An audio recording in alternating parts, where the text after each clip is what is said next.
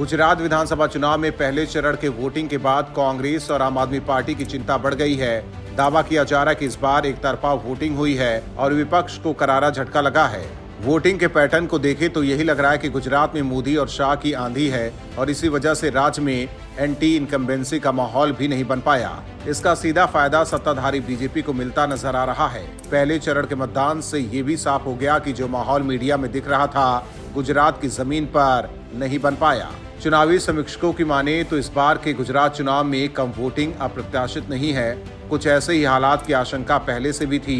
दरअसल इसके पीछे कई वजह है, जिसकी वजह से मतदाताओं का आकर्षण पोलिंग बूथ की ओर नहीं हो पाया।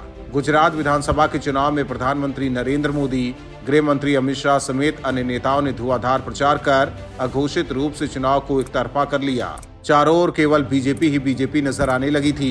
ऐसे में वोटर्स को भी एहसास होने लगा था कि बीजेपी दोबारा आ रही है। ऐसे हालात में लोगों में इस चुनाव को लेकर कोई उत्साह नहीं रहा। इस बार के चुनाव में विपक्ष भी कहीं नजर नहीं आ रहा है। दिल्ली के मुख्यमंत्री अरविंद केजरीवाल ने भले ही जमकर प्रचार किया और अपनी पूरी फौज गुजरात में उतार रखी है, लेकिन केजरीवाल भी माहौल बनाने में कामयाब नहीं हुए।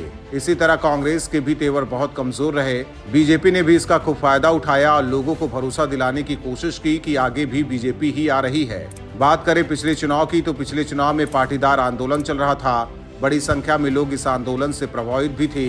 इसके चलते लोग सरकार के पक्ष में या विरोध में मतदान करने के लिए बूथ तक पहुंचे। इससे जबरदस्त वोटिंग हुई थी, लेकिन इस बार तो ऐसा कोई आंदोलन भी नहीं था जो वोटर्स को घर से निकालकर बूथ तक पहुंचाने के लिए प्रेरित कर सके। हालांकि चुनाव को लेकर अभी कुछ भी कहना जल्दबाजी है, लेकिन जिस तरह से माहौल दिख रहा है, इससे साफ लग रहा है कि राज्य में भगवा पार्टी की वापसी तय है। एक जमानो तो गुजरात में साइकिल नहोती बनती, હવે આ ગુજરાતમાં વિમાન બનવાનું શરૂ થઈ રહ્યું છે ભાઈઓ।